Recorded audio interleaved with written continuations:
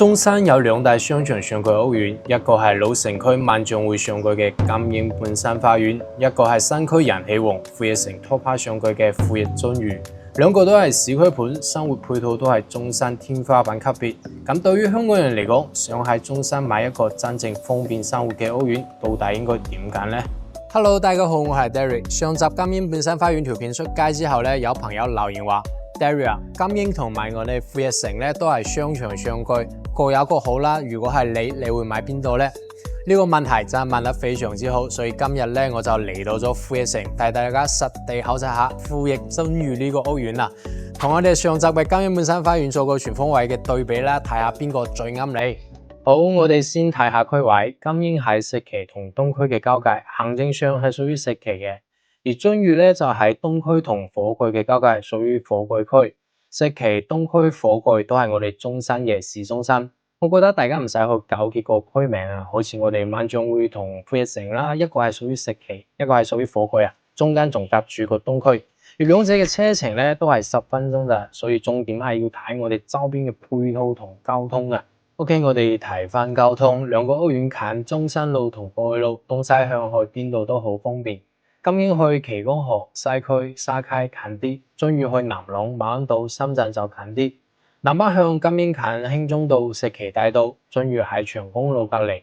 無論係往北去祈光新城總部，定係南至坦洲快線去三鄉、坦洲、珠海，兩者嘅時間係差唔多嘅，鱒魚會快幾分鐘時間咯。嚟到生活配套，金英周邊好食好玩嘅，的確會豐富啲。單計一個萬象匯已經大過富逸城，隔離仲有一個假日廣場。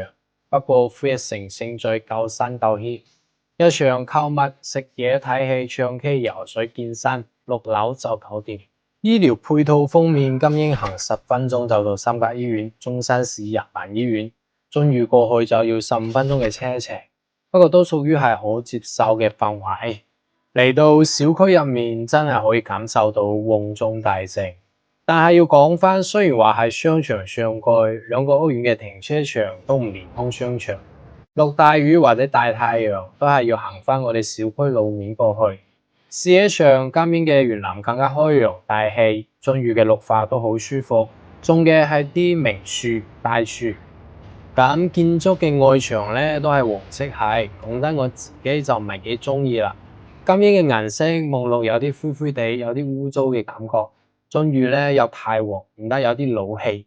我個人咧就中意澳豐天馭玻璃嗰種白色嘅現代風，不過外觀啲嘢咧就各花入各眼啦。最後我哋講翻價錢，金英最細即係125方，大裝修大概1700港紙一尺。總價228萬起，上車門檻就有少少高。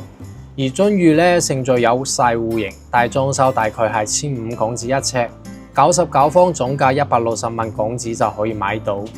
OK， 都係老規矩啊，我哋先嚟到售樓中心，同大家了解翻目前最新嘅一個最售情況啦。首先，我哋富逸鱒魚呢個屋苑咧，一期7棟樓800幾套貨咧，目前剩得最後嘅19套啦。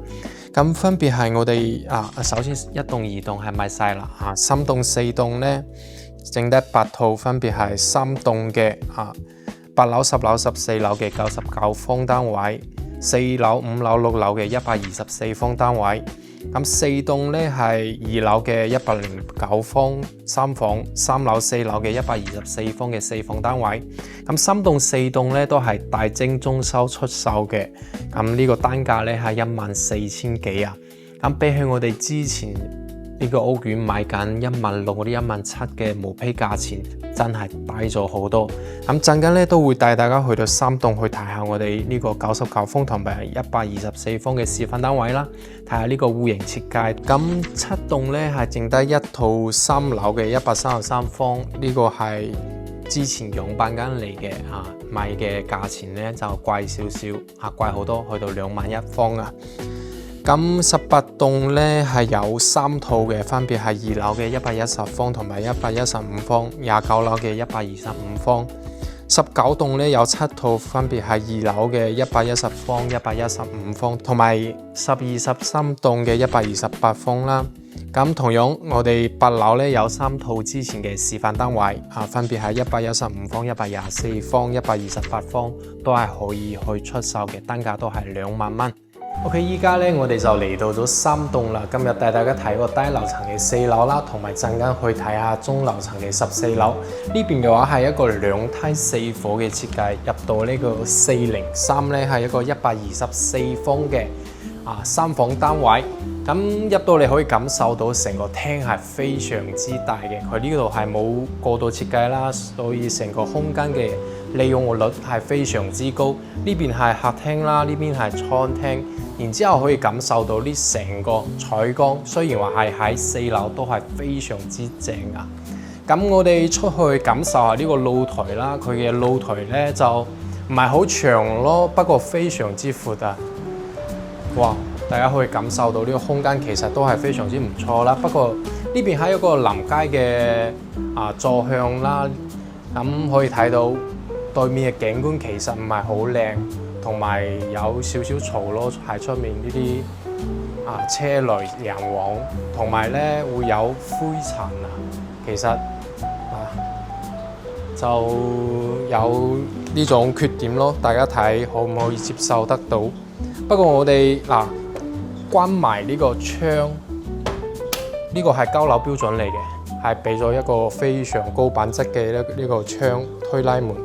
咁關咗之後呢，其實室內係非常之安靜嘅。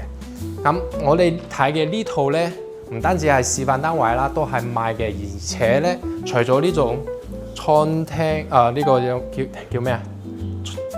餐桌同埋呢啲 sofa 係唔送嘅。其他睇到嘅呢啲硬裝包括我哋空調推拉門呢啲，全部都係所見即所得，係全部贈送嘅。咁呢邊仲係一個南北對流嘅設計呢邊有個生活露台啦。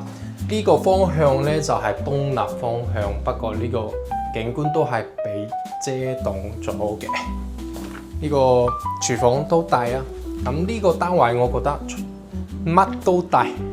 廳大、廚房大，感受下呢個工位都非常之大，同埋3間房間間都好大，間間都有窗，可以入嚟感受下。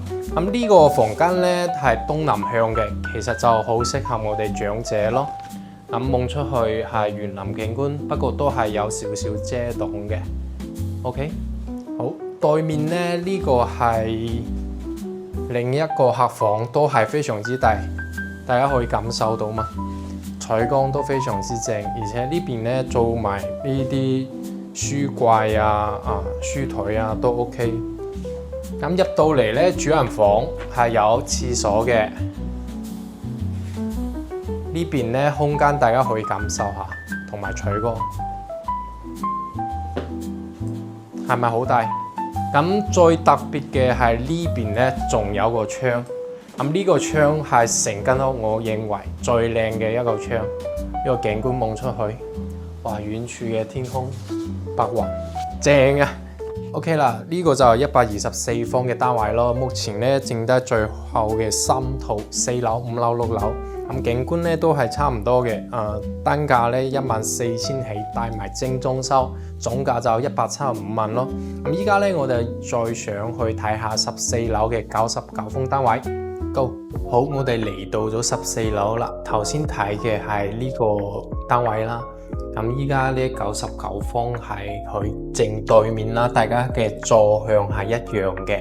我哋睇下呢個格局啦。首先呢邊入嚟呢，右手邊係一個廚房，呢個廚房呢其實都大嘅，然之後仲有一個明窗，呢個窗景真係好正。咁重點介紹下啦，我哋睇唔單止係示範單位，都係交樓標準嚟嘅。睇下佢呢啲瓷磚、地磚同埋呢個廚房嘅3件套啦，全部都係交樓標準嚟嘅。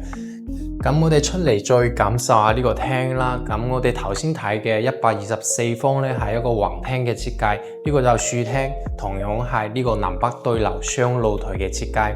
咁重點係呢個14樓嘅高度咧，望翻出去呢個景觀係靚好多嘅，完全冇遮擋啦，睇埋我哋50峰嘅呢個公園啊。不過咧就有個小缺點，就係對面咧係有啲私人嘅墓地啦，睇你自己會唔會建議咯。其實你唔講我都唔知嘅，啊望翻出去真係好靚，同埋咧都唔出去帶大家睇啦。今日天氣非常之熱啦。咁我哋對面咧係有一個南向嘅露台，咁呢個生活露台咧，望翻出去就係我哋樓下嘅商場啦。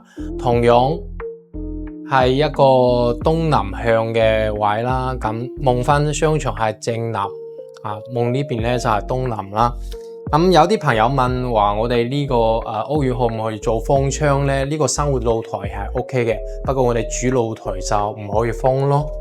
好，呢個餐廳位咧都其實幾大啊，擺個呢個係4人台，其實你擺8人台都 OK 嘅。咁入到嚟咧，呢邊嘅房間對比124方，相對都細翻唔少嘅，大家可以鏡頭感受下。呢間房相對大少少，咁對面嗰間咧就好細啦。呢間咧你擺張床基本就冇咩空間啦，咁建議可以做翻個書房啦。不過最靚嘅咧，同樣都係呢扇窗望出去，坐喺呢度望住我哋商場啦、寫字樓啦、遠處嘅山景啊，哇！今日天氣望出去呢個白雲好靚，好。我哋再去睇個主人房啦。主人房咧入嚟係有個衣櫃位嘅，呢個衣櫃咧都做得幾深嘅。呢個方向咧係西北朝向咁，唔知大家會唔介意呢個西斜嘅問題咧？好，起身嚟到主人房，其實都係一個套間嘅設計咯，都有呢個衛生間嘅99方做到3房嘅2衛。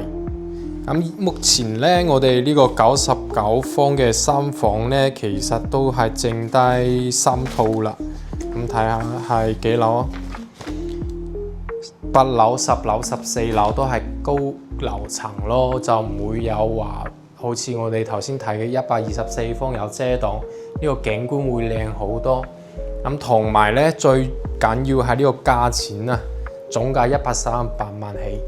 咁剩低最後3套啦。如果大家有興趣嘅話，就即刻 WhatsApp 我啦，send 啲詳細嘅資料俾你睇睇。